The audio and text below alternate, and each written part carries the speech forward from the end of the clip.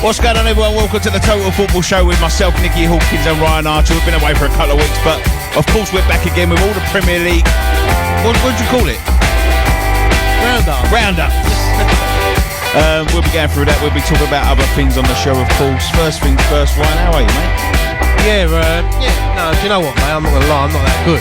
Why, what's up? I had a great start of the weekend. West Ham win on a Friday night.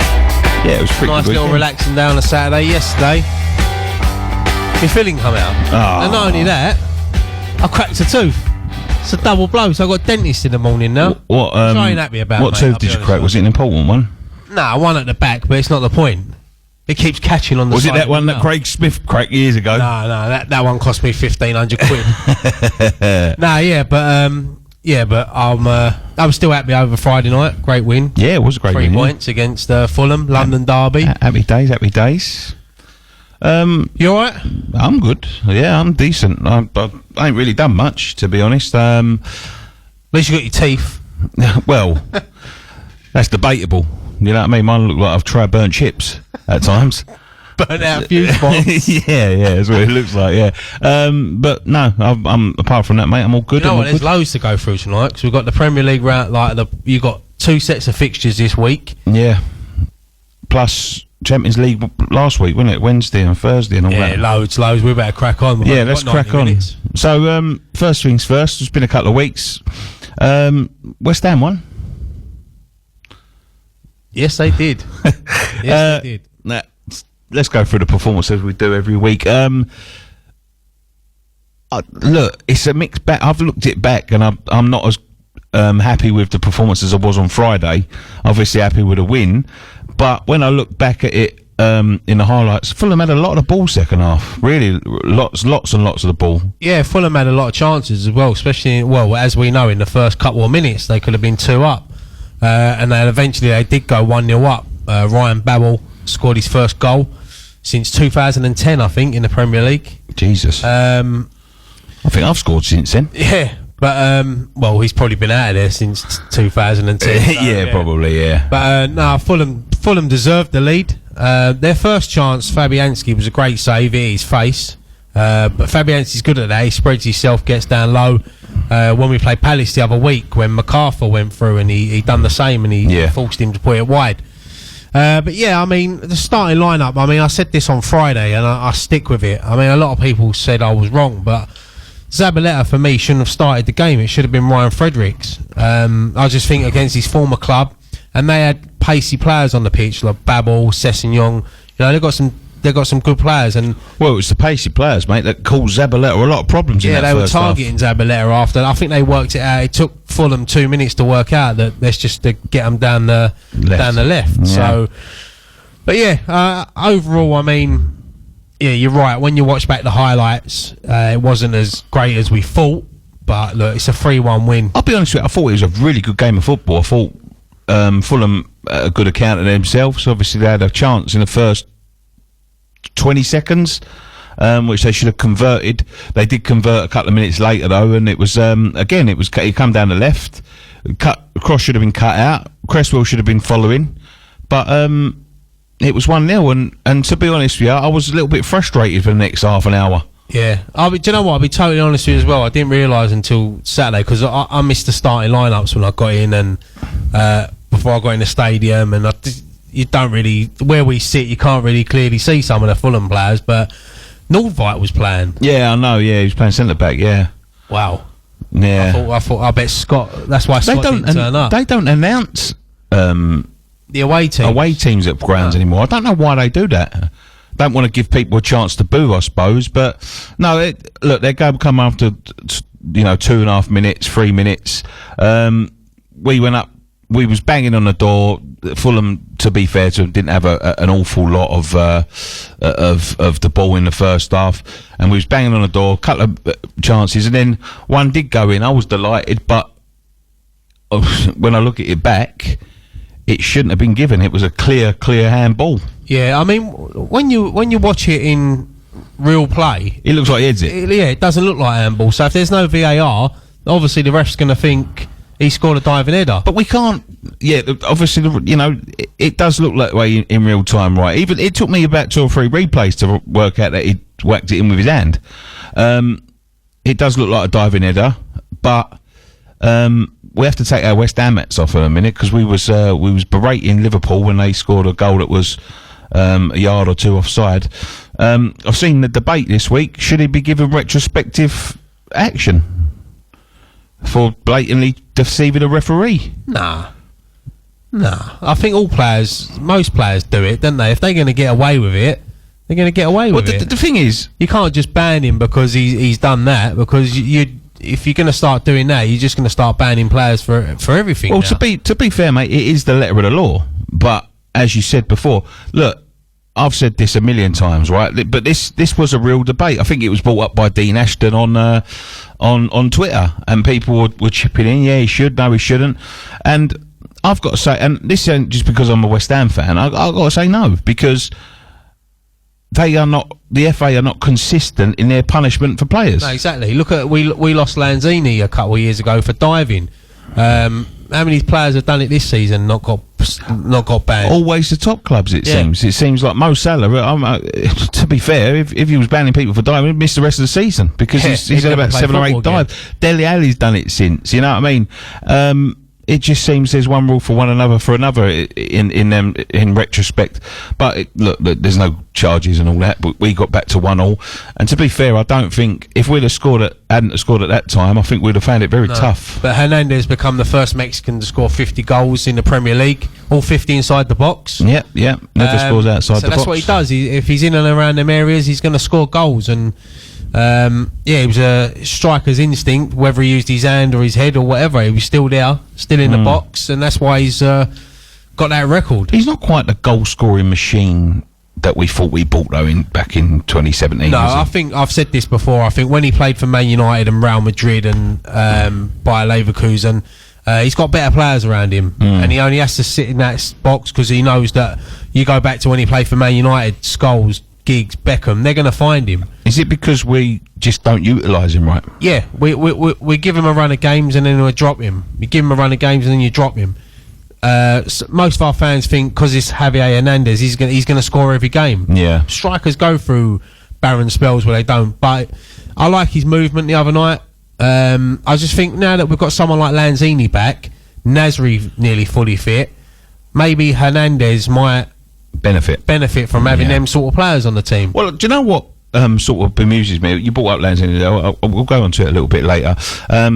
Obviously, we went 2-1 up. Issa Diop scored a brilliant header. When I looked back at it, it was a really good header. He won it well. First goal in the Premier League. The boy looks a prospect. I think he's going to learn as he goes. He's forming a little partnership with Ogbonna now, who I don't think was terrible. Well, the thing is, today, Balbuena and Winston Reid are both back in full training. Yeah. So it's a good headache to have. I mean, you look at our bench, and now it's Carroll, Lanzini, Adrian, Ogbiang, Nasri and Fredericks. That's probably the best bench we've had for a long time. Yeah, and definitely. then, like I said on our review after the game, most of these players now, Zabaleta, Ogbonna, Antonio, Snodgrass, they're Noble as well. They've got to start performing week in, week out, because there's so much talent to come off that bench and just easily. And you got Yarmolenko, Jack Wilshere to come back. It's good times, but we just need to keep these players fit. There will be some going in the summer, but what a squad for Pellegrini to build on in the summer. Yeah, absolutely. When you get them creative players back, even like the likes of Nasri. But this, I was wondering this the other day, because we've second half especially, right? As we went into the second half, Fulham got on top. They was really, really dominating the midfield, which is what I saw back from some extended highlights. They was running our midfield ragged, and to be fair, we just didn't have the legs in there. Rice was doing what Rice does. To be honest, mate, I think Snoddy was struggling. Yeah, I think Nobes was struggling a little bit to keep up with the pace and sort of the youth of what they've got there. Whatever you think about Fulham, that Sarri's a very good player. He's a very good midfielder. I wouldn't mind to see him coming in the summer for us. To be quite honest with you, he's a very, very good player. Ken, he's a young player who we looked at in the past. Just going back to that Sarri, there'll be a lot of teams after, because I think Fulham are going to go down. Yeah, no doubts about that. I mean, I work with a Fulham fan. I asked him today because he was there in the away end, and I asked him about that banner that was, because I couldn't see what the banner said. Apparently, it was a protest against their chairman, because I think the chairman's son even picks the team now. Claudio Ranieri sort of don't do nothing. Once you do that, and it's not good times at Fulham at the moment. But I'll definitely I'll take him, and I'll also take Moy at Huddersfield. I think there'll be a lot of players after him as well. Aaron Moore's a brilliant player, but to be fair, they run the midfield in the second half, and we were struggling. And the thing that I sort of, I only thought about it in retrospect. I didn't think about it at the time. Is Lanzini come on for the last 15, and we look a bit more. Because we were struggling to hold the ball. That was what it was. We were just giving the ball to them. The players that were,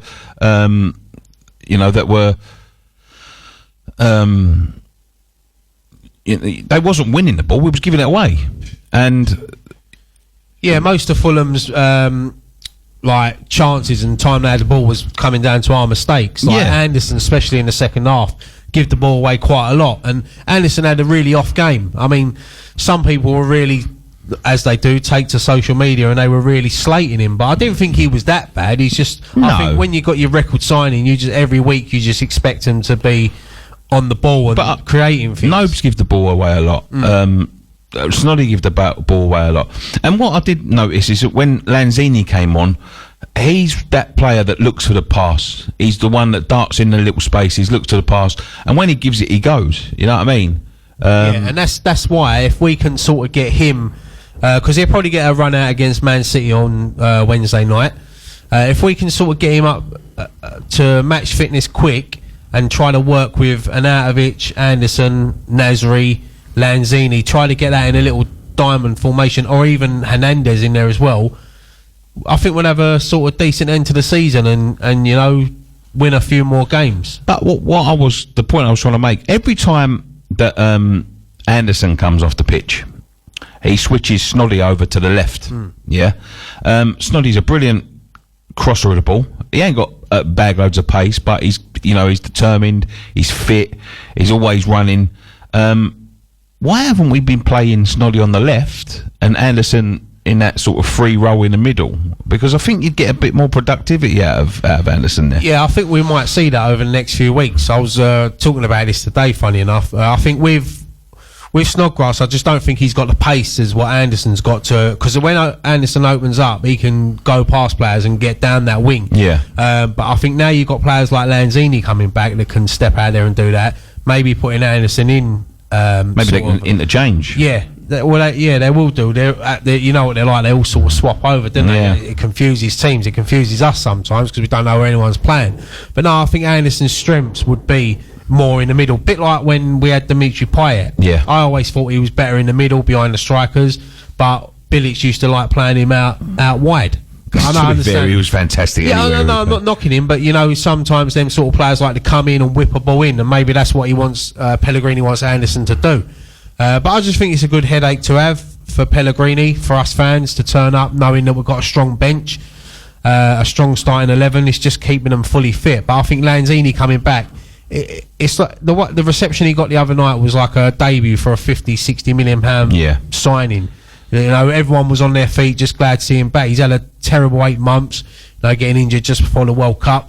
What's he, 25? Yeah, he's 25. I think he's still got 3 years left on his West Ham contract with a 2-year option, so we could still have him for the next 5 years.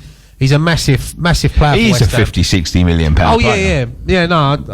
He's excellent. You know what I mean? Like, there's no sort of coincidence that he's been touted to the likes of Liverpool, who are meant to be long time admirers of him. He was a brilliant player when he came in 2015. We brought him in thinking he was going to be one for the future, and he made a massive impact. And to be fair, if it weren't for Dimitri Payet, he would have took the plaudits that season. You know what I mean? 100%. And even when you look at other players like Antonio, He's really impressing me.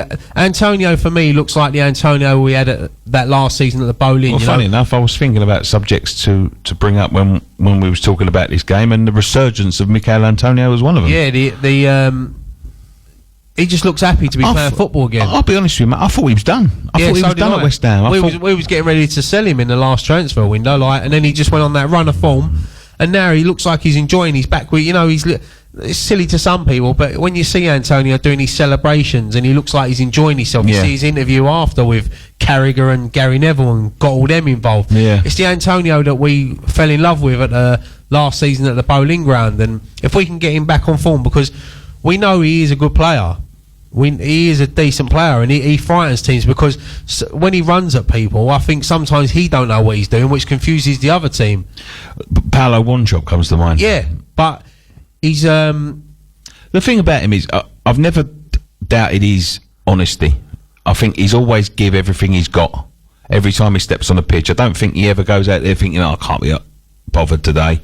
I don't think he's one of them players.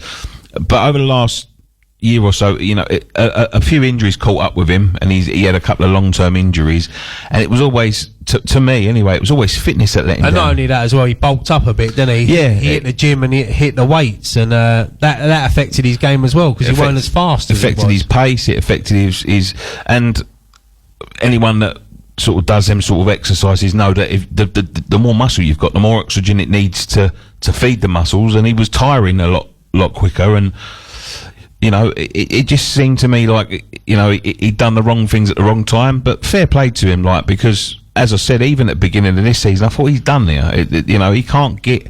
I remember seeing him at the beginning of this season at the training ground, and somebody said to him, I love you, Mikel. He went, yeah, not as much as you love some other people now, you know what I mean? Because he was well liked at West Ham, you know what I mean? But he's always had a smile on his face.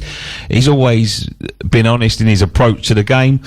And I'm delighted that he's back to where he was, because I doubted that we'd ever get back there. Yeah, it's nice that he's found his smile again and he's enjoying playing football. But you know how quick our crowd can turn on players. So if he has a couple of bad games, but the same again, it was with Snodgrass as well. He was the same when people didn't rate him. He come in, put in a few good performances, and now he's like a fan's favourite every time he comes over to take a corner. I mean, his corners on Friday night were unbelievable. Superb. And that's what we've been missing. It's just getting. What we got left now? About 12 games. I think we've only got about 11 games. 5 home games left. So let's just see out the season now. We've got a tough game, which we'll talk about in a little while. Man City on Wednesday, and then we've got Newcastle at home. So could be a massive week for us at the moment. It could be. We wrapped up the game, of course. Mikel Antonio scoring.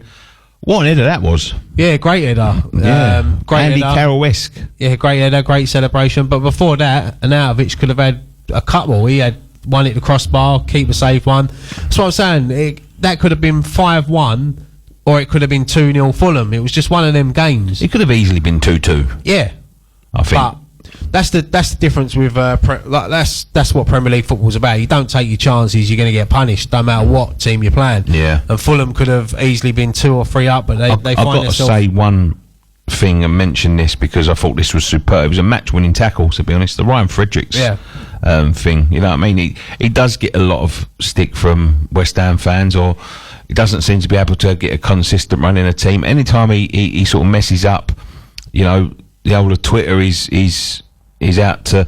I see an article on a website I won't mention because I don't really particularly like it, but saying he didn't take his chance when but I thought he's been very, very good since he's been back. Yeah, no, I said like I said, I'm a big fan of Fredericks. I was happy when we signed him in the summer. I like his pace. I think it worked well with a decent winger in front of him to overlap. I like the way he gets to the byline. He can cross a ball, and his work rate getting back and tackles. And once he gets a consistent run, I think Zabaleta has been a great servant for West Ham in his 3 years here. And I'd like to see him sign a 1-year extension, but I don't think he will. But I think we've got a perfect replacement in Ryan Fredericks, but we need to get someone else in now because we ain't got no one else there. Sam Byram's finished at West Ham for me now. I know you've got Antonio. Never really started, did he? Yeah, I know you've got Antonio, but you don't want Antonio playing right back. But no, for me, Ryan Fredericks could be our number one right back for the next 3 or 4 years, just like Creswell was when we first signed him, and he was our left back. Hey, how long has Creswell been here now? 5 years? Coming up, it must be coming up. He's finding a bit of form as well now, and it's good. It's nice, and it was a good win Friday night, and it sets up your weekend. You're happy? Well, it was actually a good weekend. The Ironworks won, both teams, so that was good stuff. Yeah, I went out after for a few drinks, rare on a Friday night after football. That was good. It was a good win. I know it was a bit frustrating in the first 10-15 minutes, but no, we stuck with it, and we got the 3 points.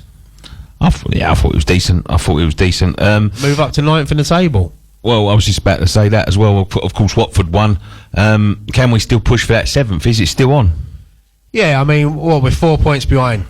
So, yeah, it's the fixtures we've got coming up. We need, obviously, Watford to drop, because if we finish 7th, we've finished the best out of the rest, outside the top 6, because you ain't breaking into that top 6, because they are, Watford are 10 points behind Chelsea.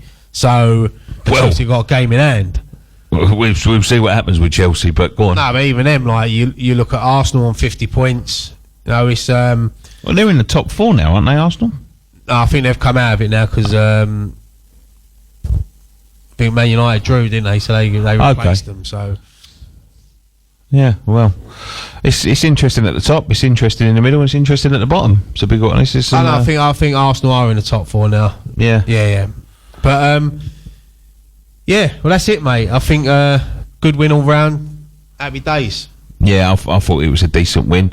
We obviously go to Man City on Wednesday, which will be interesting.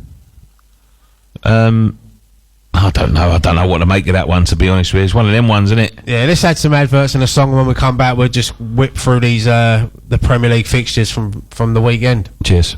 I forgot there was another game on Friday night. Was there? Yeah, Cardiff. Oh, Cardiff Watford, of course. Watford 5-1 to Watford. Yeah, that's a damaging defeat, innit, for Cardiff, really. Well, the thing is, Cardiff have been on a bit of an upturn of form lately, and they've been doing okay. You know, you expect them to pick up most of their points from home. I just think Watford are such a unpredictable team. Right? Just quickly, I forgot to read this out. It's from Mike. Could the weekend been any better? Tottenham lose, Millwall lose, West Ham win. Just a shame about the rugby. Yeah, that was disappointing. The rugby it was disappointing. Yeah, never mind. Wales done well. Never mind. Yeah, they're just a different gravy, Watford, at times. You know what I mean? They can be a really good team. Yeah, Delafeu got a hat-trick. He's a brilliant player. Yeah, he's the one they got from Barcelona, wasn't he? Yeah. And I think he's been at Everton as well. Yeah, Troy Deeney got 2. I think Sol Bamba got a consolation for Cardiff, but no, it's a damaging defeat, because they're obviously fighting relegation, so they're going to pick up most of their points are going to be at home. So there's I think realistically Huddersfield are not going to get out of it now. No, I don't think Fulham are going to get. Yeah. What's the record? I think it was Derby, wasn't it? It was something like 11, 12 points. 9 points. I thought it was something 9 points. I don't know. Yeah. But yeah, they're done. I think Fulham. I can't see Fulham winning more than 4 or 5 games unless they go on a massive run at the end of the season. It does happen, but I can't see this. But I can't see it. But it's between. Yeah, it's going to be between the rest there down there. I think Palace are still, even though they got a good win, they're still in there. But yeah, let's go through the Saturday fixtures then, mate. The early one: Burnley 2, Tottenham 1.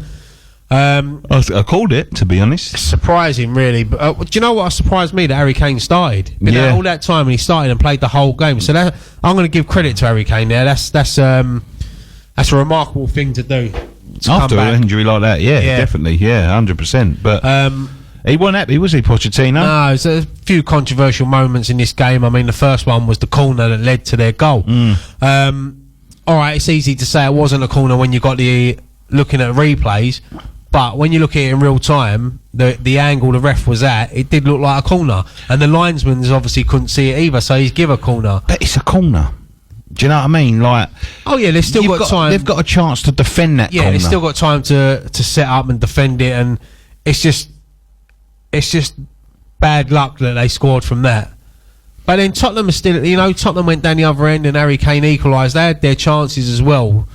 But yeah, I mean, Barnes.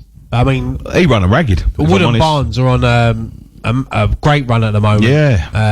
But to be fair, mate, Burnley are on a good run from the beginning of the season. They looked. Yeah, they're unrecognisable. Probably since they beat us. Yeah, this is a massive win for Burnley, and it's a damaging defeat for Tottenham because I think that puts them out of the title race. That's it now. Yeah. I think 8 points is too much to sort of make up.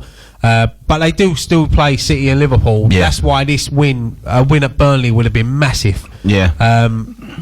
Son's not the same sort of player, is he? When Harry Kane's on the pitch? I don't think so. No, I don't think he is. No. But to be fair, he had a bad game and I don't know. It's, no, I just think for Spurs at the moment, it's a damaging defeat. But look, they're still. I wouldn't say they're 100% out of the title race. Yeah, they're still in it, but they need.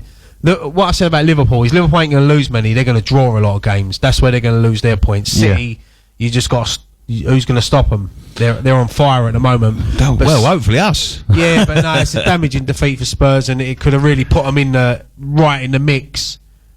Yeah, it would have. It would have. To be fair, I was looking at the table with the games they had to play, and thinking if they can just keep this up, they've done so well when they had Kane out. Yeah. And Son was on fire. You know what I mean? And Ericsson was chipping in. Now, I don't know. The defeat. They sort of seem to enter and exit the title race at will, didn't they?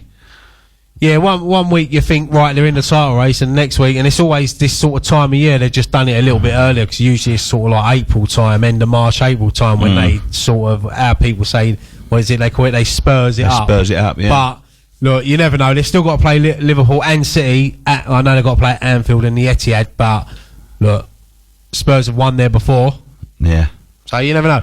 But moving on, Bournemouth versus Wolves.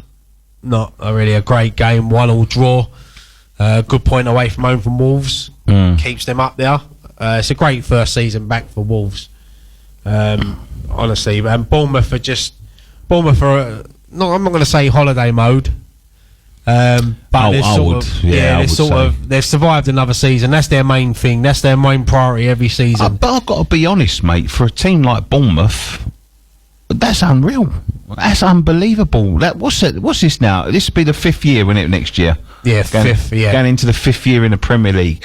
I mean, it was only 10 years ago, I reckon, that I was going to Bournemouth, and I was in the 4th division. Yeah, no, look, I wasn't going to Bournemouth games. No, I was going to Bournemouth the place. But where they've come from over the last, as you say, 10, 15 years is amazing.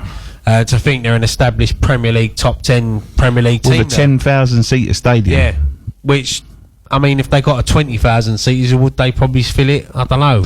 It'd make it allocation a bit better though, wouldn't it, for away teams? I mean, you've got to give take your hat off to Bournemouth, and they roll up sometimes, and they absolutely steamroll teams. I can't really blame them for being in holiday mode, because I think it was only a few weeks ago they beat Chelsea 4-0. I know, yeah, exactly. But Howell's an excellent manager. He's done brilliant with what he's got. They've made a few shrewd signings. They've kept hold of the players that they wanted to keep hold of. And as you say, they're establishing themselves. I think this is the 5th year they're going to be moving into the Premier League, and you got to take your hats off to them. It'll be interesting to see if Eddie Howe ever left them. Because I think he's a massive part of why they are. I'm going to be totally honest, but I'm surprised he's still there. Well, do you know what? The Leicester job's just come up, and it wouldn't surprise me if they go for him. I'm no disrespect to Bournemouth, but Leicester are a bigger club. I think he's got bigger aspirations. More money, bigger stadium. I do, honestly. I think he's got bigger aspirations than Leicester. I don't think he's going to leave Bournemouth for anyone other than a team in the top 6. I always thought he was destined for Arsenal, if I'm honest, but no, I don't think a top 4 club will ever take a chance on an Eddie Howe. They just won't do it. They won't do it. So it's unfortunate, because he probably would do well, given a better set of players and a bit of money. But moving on, Newcastle beat Huddersfield 2-0. Do you know what? I watched the highlights of this. It was a really good game. Almiron, what a player he is. Yeah. What a find. I think they paid 20 million for him. I think so, yeah. I tell you what, if they go down, there'll be a lot of clubs after him. Yeah, he's a really good player, him. But Smith for Huddersfield nearly ended Almiron's season after 20 minutes. Did you see the tackle? Yeah. Look, don't get me wrong. He's gone in, but he's just gone over the top. Yeah, he's going out to hurt him. it was so obvious. The thing is with Huddersfield, they're at the point in their season now where they've really got nothing to lose. And when they identify a player that's playing well like Almiron, then the message from the manager will be, "Come, just go through him. Yeah, let him know you're I there." think that, and he's gone a bit too overzealous there. He's gone out to hurt the kid, and it was a dangerous tackle, and he's rightly red carded. To be I honest, think Huddersfield now are just going to try to see out the season, go out with a little bit of pride for their fans. They know they're going to be a championship club next season, so it's about building for next season. I don't think that many of them would complain. None of them would have. Again, a bit like Bournemouth, but. Unfortunately, let's be honest, they probably thought they was getting relegated last season, so they've had a bonus season out of the Premier League. Bit more money. Two? Was this their second season? Yeah. So I mean, Rondon opened the scoring for Newcastle. He's turned out to be a decent signing for them. If they're going to stay up, it's because they got a goal scorer. I always thought he was a good player, right? Even when he played for West Brom, I always thought he was decent. I would have took him at West Ham. So would I, yeah. I would have took him over Carroll any day of the week. Yeah, and Perez made it 2-0 for Newcastle, so it's another home win. Looks like they're going to sort of stay up this season. What's going to happen in the summer with them, don't know, because obviously Benitez, I was going to call him Ramirez then, just making up names. Yeah, but Benitez, obviously he's whether they're going to give him money or... I don't know. Out of contract? I don't think he's out of contract, but I know that he's not happy. I don't think he's been happy since day one there. But probably the surprising result of the day was Leicester. Leicester 1, Crystal Palace 4. It's a great away win for Crystal Palace, but it was the final nail in the coffin for Claude Puel. Yeah, it was. I think this has been coming for weeks. I mean. What I don't know what Leicester's aspirations are, because we know that they won the league a couple of years ago now. What are you expecting to establish themselves? They've not really replaced. They've got when they won the league, they had an ageing team. They've sold players like Kante, Drinkwater, players that were essential to that team. Mahrez, of course, has just gone, and they've not really replaced them. They've signed. They've made a couple of shrewd signings. They signed. What's the kid from Norwich? What's his name? It escapes me for a minute. I know. Mason? Is it? No. I forgot his name. Oh, it'll come to me a bit later. Yeah. But they signed him from Norwich. Who's a good signing. We was sort of after him as well. But they've still got people like Wes Morgan playing, who he's well past Madison. I should have remembered that. It's my daughter's name. Yeah. They've still got people like Wes Morgan playing in their side, which, to be fair, he was, he had a bit of a purple patch a couple of years ago, but he was past his best then. I just don't understand it. I don't understand what their aspirations are. What do they expect? Well, the managers they've been linked with today: Sam Allardyce, David Moyes, Brendan Rodgers. Who else was it? There was someone else I can't remember now, but they all seem like relegation. Yeah, they seem like stayers, if I'm honest. Yeah, they need to, like I said, someone like Eddie Howe. I think Leicester's a good club, and they're not going down this season, so they've got to start building for next season. Yeah, let's get someone in young, fresh. Brendan Rodgers wouldn't be a bad shout, but would he want to leave Celtic? He's having a time of his life up there. He wins. They win most every games week. have to just turn up and they win.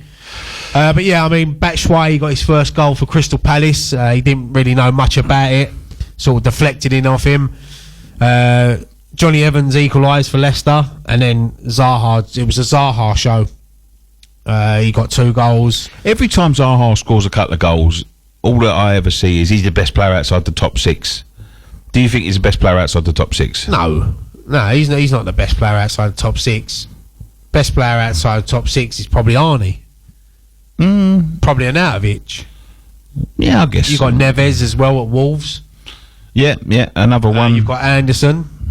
I was thinking of a few the other day, but I can't think. I think Crystal Palace fans sometimes just get a little bit excited, but why not? He is a good player, Zaha, on his day. Yeah. And once again, he's proved to be massive because when he plays, when he scores, they usually win.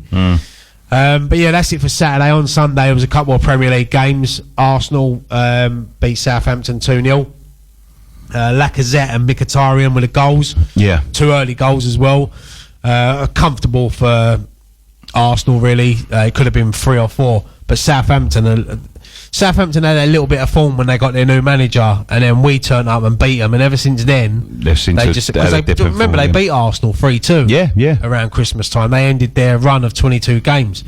So, yeah, Southampton are really struggling, but Arsenal, that win pushed them into the top 4. The other game on they'll be delighted with that, by the way. Yeah, of course they will. Look, to be honest with you, up to like 6-7 weeks ago, it looked impossible for them to break the top 4. Yeah, but Man United as well, they're ready to break in the top 4. I mean, move on to the next game. Man United versus Liverpool. It was a 0-0 draw, but it wasn't the worst 0-0 draw I've ever seen. I'm surprised that Man United ended on the pitch with players. All their players were dropping off with injuries. Let's make 3 subs in the first half. Well, that's a sub. Yeah, Mata and Lingard, which is quite worrying. Yeah, it's quite worrying. But Rashford was struggling as well. Right, but do you know what though? Fair play to Rashford. Even at 70% fit, he was still running around at the end. And look, I'm a big fan of Rashford as an England fan. He's going to have a massive future in the game. But yeah, Man United are on 52 points, 1 point behind Arsenal, and you know where they've come from in the last. They got Arsenal in a couple of weeks. Yeah, where they've come from in the last couple of months is massive. I'll tell you what else as well. While we're just at this point, the game was an interesting game. I think Solskjaer showed a few of his doubters that he can also defend as well as attack. It wasn't a vintage game from Liverpool though. They really struggled to break Man United down, and Salah wasn't on it, Mane wasn't on it, Firmino wasn't on it. They really struggled. And I've got to say this. A couple of weeks ago, West Ham played Liverpool, and we heard some really poor excuses from him there at West Ham. He has come out with an excuse today that the Man United injuries disrupted his plans. Yeah, I can sort of blame other people's injuries. See where he's coming from with that, because obviously the different substitutions that are coming on, he's got to reshuffle as well. But yeah, it's a poor excuse to use. He's getting to the point now, like where he's getting to the tie from Arsenal Fan TV excuses. It's raining, the grass is green. They had 11 men. For me, mate, it just look. I do see some really bad excuses from Liverpool, not only their team but their fans. I think a couple of weeks ago when they lost to Man City, one of their fans was on one of their higher independent podcasts berating the fact that they'd let the grass grow and things like that. You know what I mean? They always seem to have some sort of excuse, but that for me now means that Klopp is feeling the pressure. You can tell he's really feeling the pressure. Yeah, you can tell he's feeling the pressure. And this is what I've been saying for the last couple of weeks. This is where I think Liverpool are going to drop their points. They're going to draw too many games. Yeah. They're not going to lose many because they're a tough team to beat. But I just think they're going to keep drawing, while City just carry on winning and winning. And that's where I think Liverpool are going to come. They're going to come close. They'll probably be about maybe 4 or 5 points in it on the last day. But no, what about Ollie? He's got to have that job, hasn't he? It depends how he finishes the season. I mean, if they lose a few games and they finish like 7th and trophyless, then they'll probably look somewhere else. But if he finishes them in the top 4 and maybe wins the FA Cup this season, then they've got to give him a 2-year deal. They have to. They can't.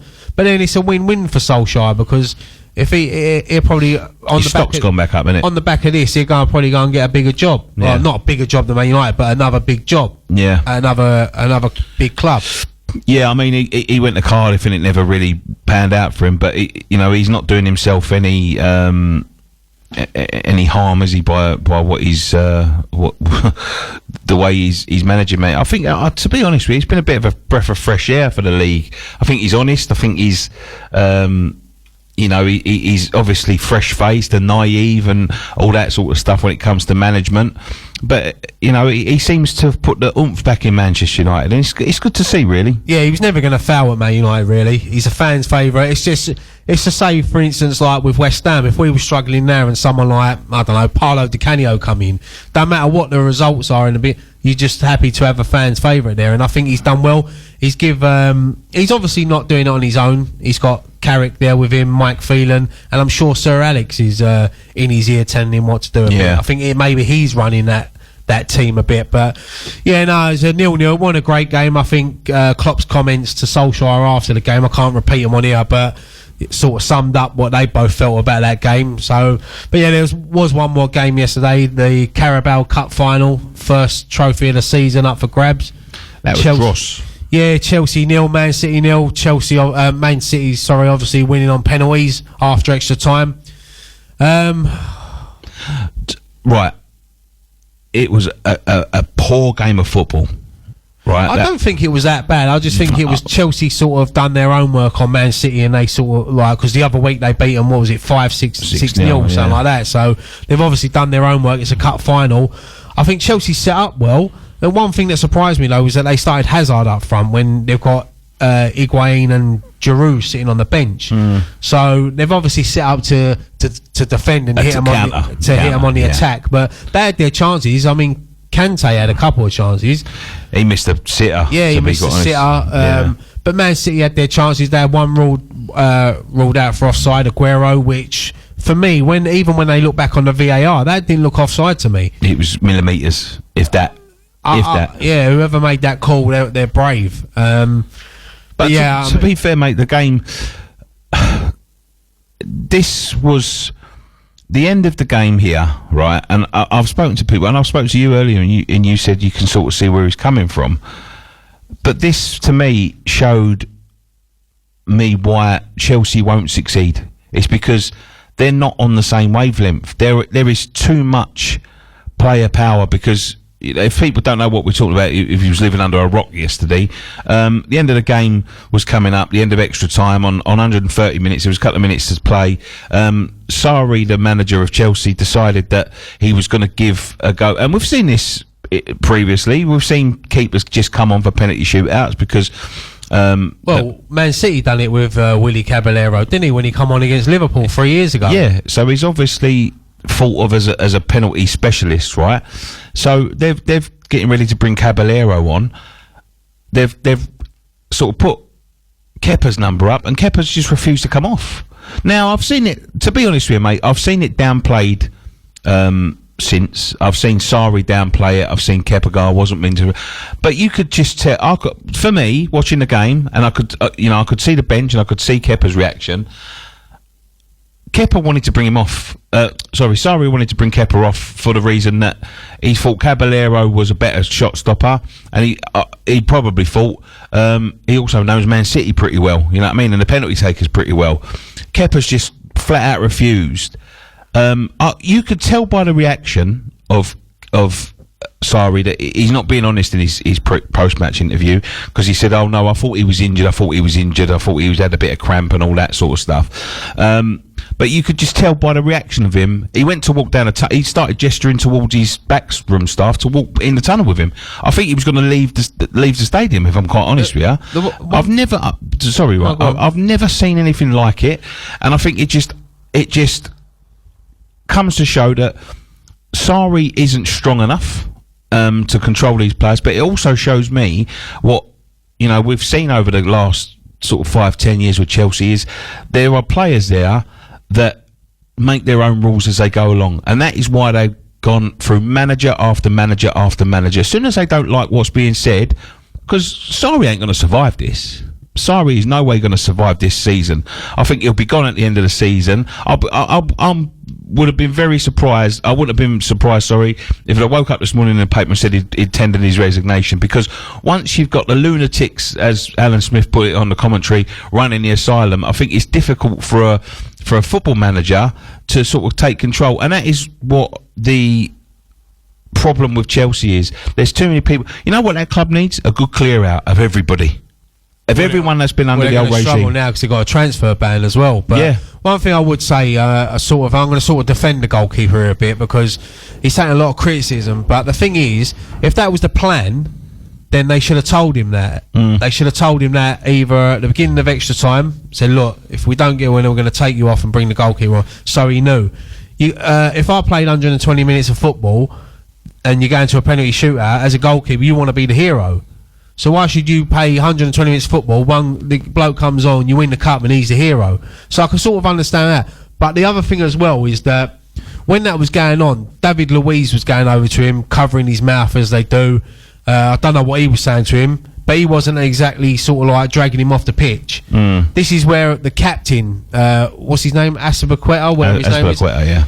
What was he doing? He's on the other side of the pitch, like he's putting his head around. Let me tell you something now. If John Terry was on that pitch, John Terry would have dragged him off. You imagine that was West Ham, Mark Noble would have dragged them off.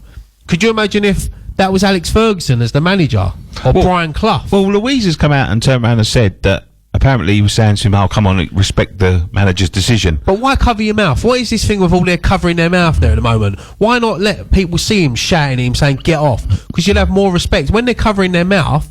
I just don't get it why managers do it now. What are they worried about? Being caught.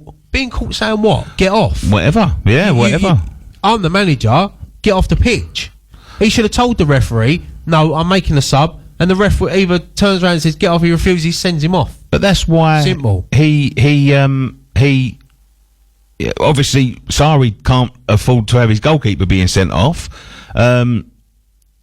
I don't know. It's just one of them things that is it just shows you that the lunatics are running the asylum at Chelsea, and Sarri isn't. The thing I think he done, the worst thing he done, and I think he would have got a lot more respect, is he didn't stick to his guns. He changed his mind once the keeper started saying no. He sort of turned around and said to the ref, "No, it's all right." Caballero didn't know what was going on. He was more than disappointed. I bet there was a punch up in the Zola knew what was going on because you see Zola's reaction. Yeah, Rob Green was just sitting there with his hands in his head. He didn't know where to look. He's probably thinking to himself, "What have I let myself in for here?" Yeah, but I mean, Chelsea are in a bit of a turmoil at the moment, but Man City just it's their first trophy. They can win 4 this season. But to be honest, right, it's such a shame for Sarri because after a couple of weeks of getting absolutely, I mean, they conceded 10 goals in 2 games. He actually got it right. You know what I mean? And it was his chance. If that's his decision, at the end of the day. I know Louise and who was the other one that missed right at the start? Jorginho? Was it? The penalty, yeah. Yeah. I know they missed, but there was one where Kepa let it slip through his hands. I think it was a Aguero penalty. He didn't exactly cover himself in glory, did he? He wasn't brilliant. No. But look, it's one of them things, isn't it? It's Chelsea need to sort it out quick. Whether they've got a massive game coming up on Wednesday night against Tottenham. They're going to lose, but badly. The thing is, I mean, Man City, Sterling was great. He scored the winning penalty. What a penalty! Who was the other one? Oh, Hazard's cheeky little penalty. The pressure he's under. But no, it's the start of what could be history for Man City. They've won the first trophy this season. I mean, look at this. I was reading this stat here. Pep Guardiola has won 25 titles in 565 games as a manager. That is a trophy every 23 games. Crazy. Crazy. But, they've got a big few weeks coming up as well. They're in the Champions League. They won 3-2 away. Was it to Schalke? That's the UEFA. You're talking about Man City? Champions League, yeah. Yeah, it was. So they're still in that. They're in 1-4 in the next round. So yeah, in the Premier League and the FA Cup, they got Swansea, so they can go through to the semi-final. So could be history. Could be history for. Do you think it will be? I don't think they'll win all 4. I don't think they'll win the Champions League. I think they'll win the Premier League and the FA Cup. I don't know about the Champions League. It's always been a bit topsy-turvy with Man City because they've obviously got the players to do it, you know what I mean, and they're well-established Premier League Champions League team now, so they've got the potential to win it. I think they'll come close to winning the FA Cup, but I've called a Watford or a Wolves to win it, to be quite honest with you, so there could be a thing in there. They could from what I see, I've always called Liverpool all through the season. I think the pressure is getting to Liverpool now, and I do think they're going to drop the points to let Man City back in. They've only got to lose one more game or draw one more game, and that's it. Man City will be top. Yeah. And they were 7 points clear a few weeks ago, you know? Yeah, it shows how tight. But, Man City could go on a little run now where they don't pick up points. It can always happen. But what do you want to do? Do you want to quickly just get through these talk through the fixtures, because there's still a bit more to talk about, really. Yeah. We'll cut out the song, shall we? Yeah, cut out the song. Tuesday it's a full fixture list this week for Premier League. So Tuesday, Cardiff City are at home again against Everton. Everton are a funny team, aren't they? You know, poor form. Yeah, poor form at the moment. Huddersfield, they host Wolves. Leicester host Brighton. And Newcastle play Burnley. It's not really a great fixture list on Tuesday, is it? Let's get to Wednesday. Arsenal play Bournemouth. Southampton versus Fulham. Chelsea take on Tottenham. That's a massive game, massive London derby. Crystal Palace versus Man United. Liverpool versus Watford, and Manchester United versus Manchester City. Versus West Ham. You're going up to that. Yes. Should we quickly preview that? Yeah, quickly? if you want. Yeah. It's going to be tough. I know they played 120 minutes yesterday, and we've had 2 extra days rest, but it's going to be tough to get anything up there. But it's a good time to play them, I think. If you're going to play them, you're going to want to play them now. Yeah. After they've sort of a couple of injuries as well. Fernandinho went down. Yeah. He's going to be out for a couple of weeks. And also Mendy, Stones are missing. Yeah. And there was another injury as well, but I can't remember who it was. The thing is, Aguero ain't going to be able to play another full 90 minutes, I don't think. It's just the players that they've got to come in. Look, they've got talent all over that squad. Even their bench is worth, 300 million. They've got Mahrez to come in. They paid £60 million for him. But Liverpool playing Watford that night, and that won't be an easy game for Liverpool. No, not at all. Watford to go there full of confidence, and you never know. Both teams, Liverpool and City, could pick up 3 points each. They could both lose. They can only pick up a point. It's one of them games. But now the thing is with us is that we can't go there fearing Man City, because if we sit back, we're going to get destroyed. But how do you approach City? Because it's such a tough game. I said this about Liverpool. I don't really know. Like, if someone would say to me, what's the blueprint for beating City? I don't know, because you go too far forward, they'll destroy you. You sit too far back, they'll destroy you. What do? You can't go toe to toe with them. You haven't got the players to. I think we've got the players to sort of go toe to toe with them, but it's how long we last. Yeah, it's like we proved it. We went there a couple of years ago and won. They're not unbeatable. Crystal Palace went there and beat them 3-1, or was it 3-1 or 3-2? So they are beatable. And it's probably a good time to play them, because, as we just said, they've played 120 minutes at Wembley yesterday. They've got to travel back. They've got a day's rest, really. Yeah. And then they play us. We played on the Friday night, so we'll be feeling fresh. We've got Nasri to come in. We've got Lanzini to come in. People like Anderson, Declan Rice, they want to prove themselves against these top teams. So it's probably a good time to play them. But look, I always think there's these as bonus games. You get anything, it's a bonus. Yeah. More important for me is Newcastle at home on Saturday.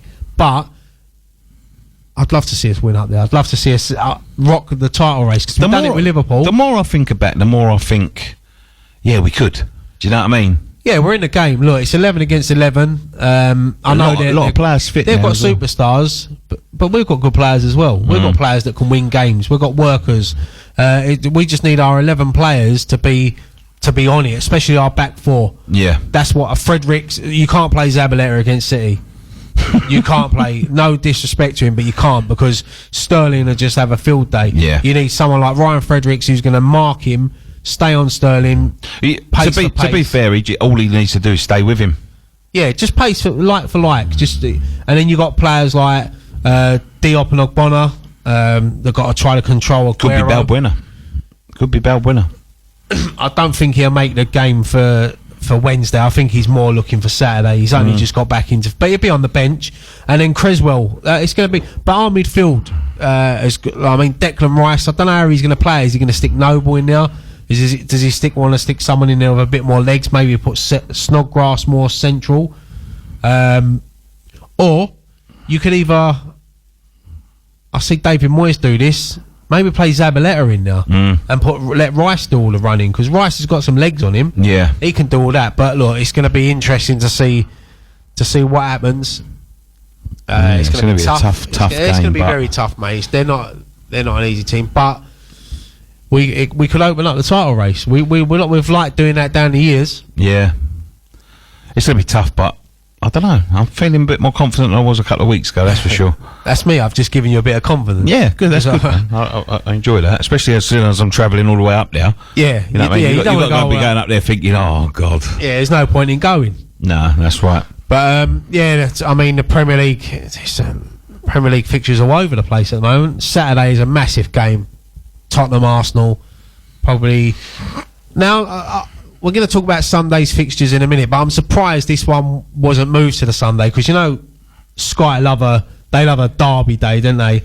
You got Liverpool Everton on Sunday, Chelsea Fulham. So you might as well chuck Tottenham Arsenal in there, but look, it's going to be a massive game at Wembley.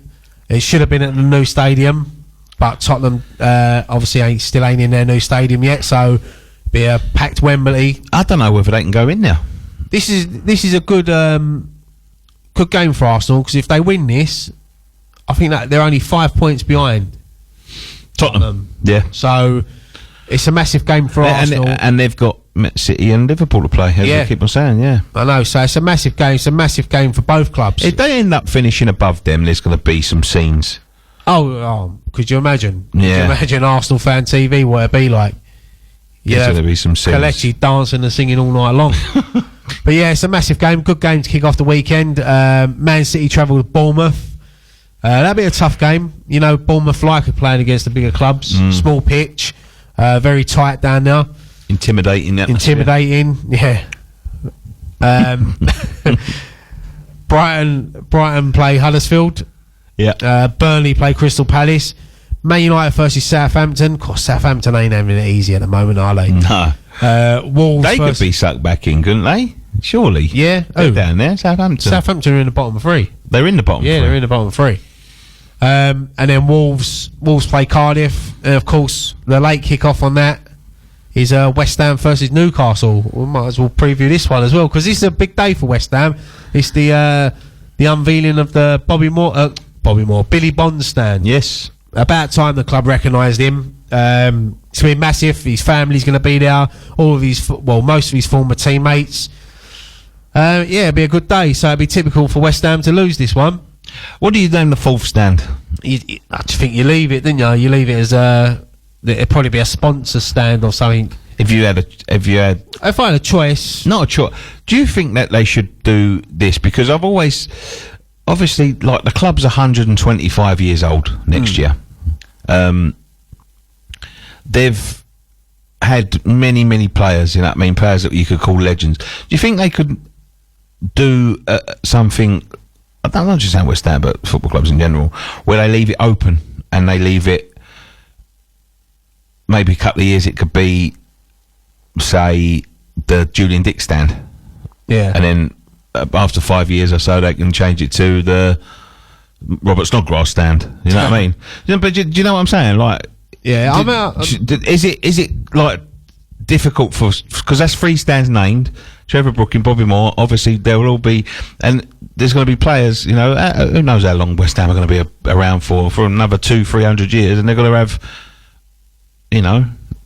Do you know what I'm saying? Yeah, no, I know what you mean, but maybe something like, I don't know, maybe something to remember, like the Ironworks stand or the Boleyn stand or something. Just remember our sort of history in that. But I always think that every club leaves one stand open, don't they, for like a sponsor, because that's what they're aiming for. They want a big sponsor deal to come in and name that stand. But what happens if, say, in 50 years we have a team that win and a captain that wins 5 Premier Leagues on a spin and 3 FA Cups and 2 Champions Leagues, just say for instance that I'm not saying that we're going to do that, but just say for instance, and you've got one man that led us all to that, he's been inspirational, best player we've ever had, and they turn around and go, sorry mate, that's the Betway stand.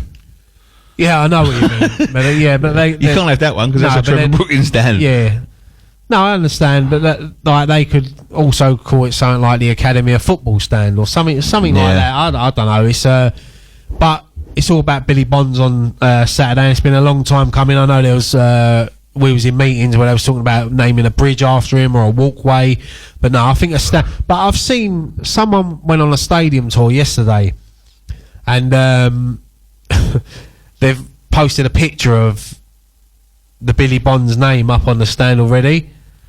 They must have spent about 50 quid putting that up the club. If it's already up, yeah. It's up. I ain't seen it. It don't look great, to be fair. They could have done a lot more. It's like Could it be a temporary one until? It might be, I don't know, but I'm hoping that they get something a little bit better than that. But well, the thing is, if you think about it in hindsight, it's a week, isn't it? We played there on Friday. They've got until Saturday to put something up. Maybe in the summer. In the summer, yeah. Because obviously we've got the carpet that's meant to be going in for the Everton game. Oh God. It's little things like that that make a difference. I mean, the season tickets next year, or whatever stand you sit in, you'll have. What about the old stadium being squared off? Yeah, you got that. You got it being squared off. That'll make a big difference. Yeah,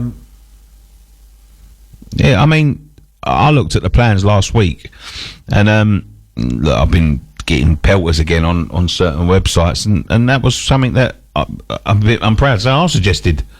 You know what I mean? When they said, "Oh no, we definitely can't do that," and I said, "Well, just square it off. No one's going to care if they get wet as long as we're closer to the pitch." Yeah, Mike's just sexy. He said, "Call the stand the legends stand," and there are photos of legends on the seats. Yeah, very good idea. Very good. So there's loads of things they can do. I mean, as you know, legends come and go, and there are legends to come at West Ham hopefully in the future. But yeah, I mean, Newcastle's going to be a tough game. It's going to be an open game. I don't think it's going to be easy as some people think. They done us there last year, didn't they? Done us up there this year. 3-1. No, we beat them this year. Did we? We beat them 3-0. Of course we did. They done us twice last year. Yeah. That's hopefully we get to do the double over them this season. But yeah, I mean that's it for the Saturday games. Sunday, Watford versus Leicester, and Fulham, Chelsea, and Everton, Liverpool. That'd be a good Super Sunday, proper Super Sunday. Some good games coming up. What have we got left? 5-10 minutes. Yeah. One thing I do want to talk about, because we haven't been on this show since it happened. Declan Rice declaring he's for England. I had that written down. Which is massive for me. I mean, we said it on a show months ago. As an England fan, as a West Ham fan, I wanted Declan to pick England, and he has. And I've seen he's been getting a lot of stick off the Irish fans, which is understandable, I suppose. But he's made the right choice. He's made the right choice for his career. Do you know what? I can understand the stick from the Irish fans. I can fully understand it. I can see why they're a little bit upset with him, and you know they are upset with him. What I don't agree with, however, is the stick that he's been getting from pundits, mainly English/Irish pundits like Kevin Kilbane. Couldn't make it for England. Look, the thing is, right, I've got an opinion on this, right, this whole debacle, right. At the end of the day, right, I don't think Declan Rice is the one to blame here, because Ireland, I know he's been with them since 17s and all that sort of tosh, but you know there are players that have played for England 17s, 18s, 19s, 20s, 21s, and then gone and play for Ireland or Scotland. Ryan Giggs played for England, schoolboys. Well, somebody pointed out to me the other day that it was because he was a schoolboy and he went to England. There was no other choice, but I don't believe that. I think he did have a choice of who to play for. And you know, there are players that have gone and played for 17s, 18s, 19s, 20s, 21s for England and gone on to. Wilfried Zaha made 2 full England caps, 2 friendlies, and he's declared himself for the Ivory Coast. Now, I don't think Declan is to blame. Ireland gave him his full debut 2 days after he made his Premier League debut. They give him his full Ireland debut 2 days after he made his full Premier League debut. Now, obviously, they've had him in the system. There's someone they've been looking at. I understand that. But the system is there. And Ireland, for me, right, and I'm going to get some stick for this, you know what I mean? Ireland are the one manipulating the system, because they're not picking Irish players predominantly. They're exploiting the grandparent rule, right? Well, Noble could have played for Ireland. They've been nicking Northern Ireland players for years. Years and years and years. And the thing is as well, if they were smart enough, they should have given him a full cap, like in a competitive game. Well, they tried, and that's when he turned around and said, "I need time to think." They should have done it earlier. Well, anyway, right? Regardless, they manipulate the system with the Northern Irish players, but they also have got people scouting through the system early days, looking for youngsters that maybe are not on the England radar. You know, you obviously get some players that, you know, make later surges in their career. You know, people like Ricketts and Nugent and things like that. You know what I mean? Who do go on to get full England caps, not necessarily be brilliant for England. Owen Hargreaves would be one. He could have probably played for Canada, he could have played for Germany, he could have played for all sorts of people, and he chose to play for England, right? So they've got these people scouting through the systems, right? Let's have a look at this player, see if he's got Irish grandparents, see if he's got Irish great-grandparents, whatever, right? And they're giving these players caps very, very early, right? So whose fault is it when a player who makes his Premier League debut 2 days gets called up by a country? I do understand it's the country that he's played for under 17s, 19s, 20s, whatever, right? But at the end of the day, he's English. His parents are English. He's English. He can still declare to play for England, right? Now, I'm not saying that Declan was right in turning around, but at 19 years old, when your world is getting turned around, you make your Premier League debut, and all of a sudden Ireland turn around and go, "Come, you're in the squad." Of course he's going to go. The thing is as well, he's 19. He was 18 years old. Yeah. The thing is, Gareth Southgate has obviously met up with him, and he said to him, "Look, I want you." So if Declan would have seen what happened in the summer with England, he can see that the players. I mean, that other player we've got coming through now, Sancho. Did you see what he done at the weekend for Munich? Unbelievable. Yeah. Dortmund. Sorry. Yeah, and we've got some really talented youngsters coming through, and we've got a squad to build. And you've got world class players already in there, like Harry Kane, Rashford. You know, you look at the back four, it's starting to get settled. You've got a good goalkeeper in Pickford, but we've got 4 or 5 goalkeepers that can be our number one. England's got in the next 10 years, England will win a tournament, and Declan Rice must look at that, because where we was lacking in the summer is exactly where Declan Rice plays. Yeah. That's the only thing we was lacking. So Gareth Southgate's put his arm around him and said, "Look, I want you to come and play for England, come and make history, come and win tournaments." Because no disrespect to Republic of Ireland, they're not going to go on and win tournaments. They haven't been in a World Cup since 2002. No. They're not going to go and win the Euros. They're not going to go. They might get into them. But that doesn't mean, right, that he is not proud to play for Ireland. Of course he ain't. Of course he is. It doesn't matter. They're all saying, "Oh, you snake, you snake, you snake." But what they've got to understand is he's not Irish. He's English. No. He's an English boy, born in England to English parents. I've had people trying to tell me that his dad's Irish. He's not Irish. He's English. His grandparents are from Cork. Yeah, his dad was born in England, and then he was born in England. Right? Ireland have manipulated the system. Yeah. Found that's the rule that I think should be scrapped, right? People keep us, you know, I heard Kevin Kilbane talking about, no, once you make 1 cap for Ireland, that's it. But he's not broken any rules. He's not done anything wrong. He's had a choice. You know, that's the system at the end of the day. The rule that should be sort of scrapped, in my opinion, is the one that says, if you've got Irish grandparents, you can play for. Just look for Irishmen. Then you're not going to have this problem again. As we said, they've been taking Northern Ireland players for years. Yeah, they've been doing it. So it's look, I can understand, because obviously the Ireland fans see Declan Rice play for West Ham. They can see he got man of the match the other night again.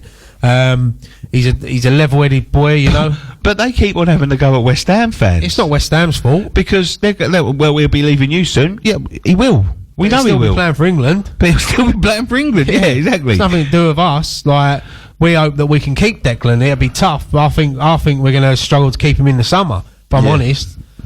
With the likes of Man City sniffing around, I think it's going to be very, Declan very has a stinker on Wednesday night, to be honest. But no, they're talking about they're banning around £70 million for him. When you look at Declan Rice, even like just before we go, even his interview after the game the other night, just as he was finished, Mark Noble give him his man of the match award. As he walked away, he shook Gary Neville's hand and said, "Lovely to meet you." And I forgot the woman's name doing it as well. he said, lovely to meet you. He's such a nice, down to earth. You don't really see that in football no more. I just hope he can keep that level-headed. The thing is with Declan, since he's made his Premier League debut, and I've seen it firsthand. I've been there when he's done it. Right, the reason why the fans at West Ham hold him so dear is because he holds the fans so dear to his heart. I've seen him chatting on the phone to fans when he was in hotels at Southampton and things like that. When we was, as you know, younger boys that used to play for the Ironworks, who was I was at, and Snapchatting them, and they Snapchatting them, and they were saying to me, "Oh, I'll Snapchat Declan Rice." I was like, "Yeah, all right, yeah." You know what he did? He just played a full game at Southampton. He said, "Yeah, look, he sent me a snap." He came out and met him. Yeah, I know. I was there. Yeah, well, yeah, you was there. Sorry, mate, I forgot you was there. Yeah, and not only that, it's like I've spoke to Declan on Twitter before, and I've follow us on Twitter, by the way. Huh? Follow us on Twitter. I spoke to him when I went to that boxing event as well, when he had time for everyone. You know, he was just standing there sort of on his own. I approached him, and he weren't like shrugged me away. Like, he was just happy to stand there and talk about the boxing and the football. And no, he's a great bloke, and I'm glad as an England fan he's chose England. And all I can do is apologise to the Irish, but I'm not apologising. That's the way it goes. That's the way it goes. But he is going to be in the next England squad. I'm calling it now. If he's allowed, I think they've still got to wait for registration to go through, but I think it will go through in time. I think our next set of fixtures is in March. Whenever he's allowed to, he'll be in the next one. But hopefully be in the Nations League tournament in the summer. That'll be a good bit of experience for him as well. And get rid of them Euros, boy. And then Declan captains them, we win it, and then West Ham can put a trophy up. But look, no, that's it now, mate. We better play a song. That's it for another week. Brilliant. Thank you Coming very up much. next, Daryl Privet, La Fiesta. Come on, La Fiesta. Yeah, he does, every time we're not hearing it every couple of weeks, I think he does an extended one. He's probably trying to chuck us off. No, but Derek Privet's up next with La Fiesta. Thank you very much for joining us on this edition of the Total Football Show with me, Nicky Hawkins and Ryan Archer. One thing left to say, Ryan. Don't forget your boots. Ta-ta. Ta-ta.